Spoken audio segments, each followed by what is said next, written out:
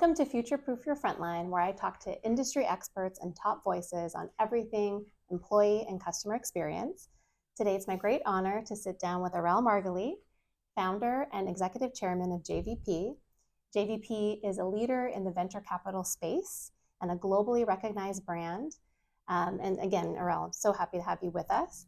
Pleasure to be here. Thank you, April. Of course. And Erel's vision also established Margalit Startup City that has centers of excellence across Israel and actually here in New York City, where we're sitting down today. And Erel's accomplishments are far too many to list, but I did want to mention that Erel has seen numerous exits at the global level, and that JVP is often recognized as a top fund in the globe today. So great to mention that. But again, Erel, so great to have you with us. Thank you. And, again, we mentioned we're here in the heart of New York City at the height of the holiday season. But I know that your heart is also at home with the situation in Israel. And last week, we had the great privilege of sitting down together with Mayor Eric Adams at Gracie Mansion for the Summit of Israeli Business Leaders in New York City. And I loved what you mentioned around during this time, it's so important for leaders leaders and all people who want peace and who want life to sit together to find solutions. Can you share a little bit more about your leadership around that topic, both here in New York City, but also in Israel at this time? Yes, well, thank you. It's a pleasure to be here.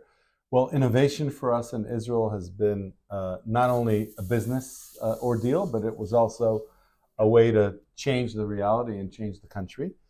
In Jerusalem, which is a city that's sometimes challenged, innovation changed the city, brought together Jews and Arabs, religious and secular. Yes. And for us, it was a major breakthrough.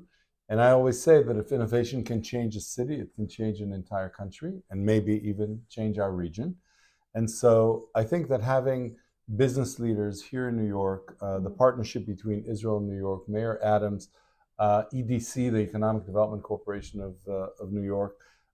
It's a blessing to see these companies, as Israel's struggling from a security standpoint, still continue to thrive internationally. Companies like Centrical, which on one hand, some of the people are serving on the front line, defending their country, and on the other hand, they're succeeding to run an international business. And one of the hopes is to have this kind of capabilities continue, because that's the livelihood of Israel, and that's the next chapter after the war is going to be a lot about the revival and the kind of the high-tech industries bouncing back in order to bring people together. Yeah, and I want to thank you for your leadership in this time. It's been so great to have your support of Centrical, but so many tech companies across the space. Leadership and collaboration, and I think, as we mentioned, a diversity of voices, diversity of thought is so important.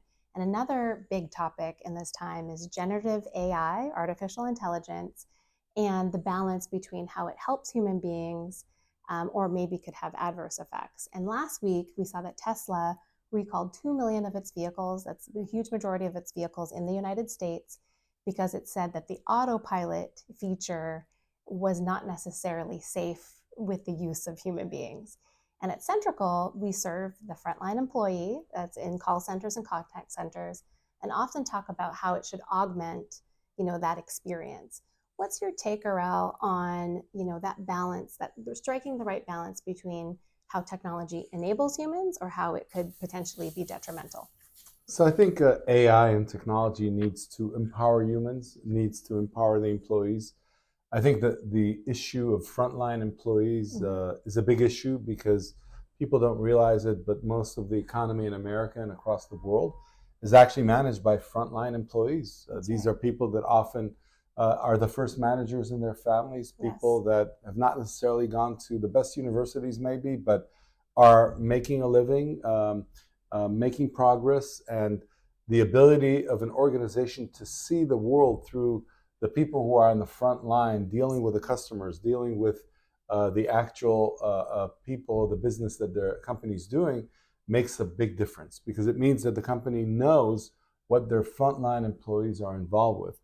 And of course, everybody needs AI. AI is going to play a major role in the world in the next few years of helping people perform better, helping companies perform better, and we're going to all use it. But I think that the interesting thing to understand is there's nothing that substitutes the intelligence, the sensitivity, the ability of someone and a person to listen and to do better. And that's what Centrical is doing. It's empowering people that want to do better, that have their own language, that need to be listened to, that their managers are sometimes speaking to them in terms of performance, and they should be speaking them in terms of fulfillment. And what I like about Centrical and what I like about this frontline employee message is that in addition to the economic message, in addition to companies doing better through frontline employees, it's also a social message. People want to do better, people want to succeed, people want to be recognized. Absolutely. And it's interesting, we work with the best brands in the world, and they're all saying the same thing that you are, that there's a movement around what was considered before very much a commodity job, something that people were in and out of in the contact center, is now moving into something where people have purpose, they're able to see their goals, they're able to meet them, provide for their families. And again, this notion of all these things coming together to truly give a higher level of career. And again, AI and technology augments that. And so we're seeing this massive change. And with Centrical, I think we're seeing a lot of companies that are now saying, wow, we can provide an amazing employee experience, but then also translate that to an awesome customer experience. So I agree. I think it's very good for the company. It's very good for the customers. Absolutely. So last question, Erel, is we are around the corner to a new year. 2024 is around the corner. And you have been at the forefront of many successful companies, seeing the vision. I often like to think of it as finding the gold in what's next in terms of innovation. What advice do you have for our audience in terms of how do they make sure that they're on that wave of, again, digital transformation, AI, whatever the technology may be, as we go into the new year? Sure. Well, I think, it's been a challenging year, both in Israel, but also to many companies around the world. We had two geopolitical challenges, but one in the Ukraine and one in Israel. And I think that what we'll see in 2024 is we'll see that some of these things are being resolved.